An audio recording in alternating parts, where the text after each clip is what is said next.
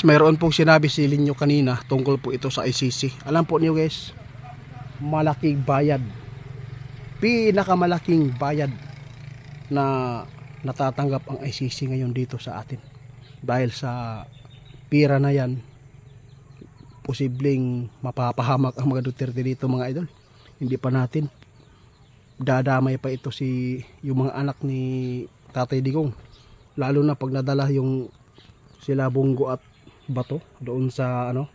Alam po ninyo, sabi ng iba, hindi daw nakikialam si BBM, para siyang dragon mga idol, no? Secret lang. Alam po ninyo, sa likod ng kamera yan, pag wala na, inuutusan po niya yan na ito ang gawin. Walang ibang.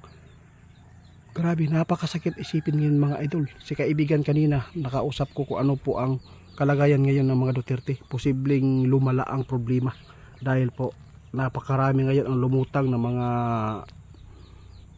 binabayaran. Ito mga idol kapag ang pira, maraming magagawa at maraming nagagawa, masama man o hindi. Totoo po yan, panggigipit po ito. Alam po ninyo mga idol, nakakaawa.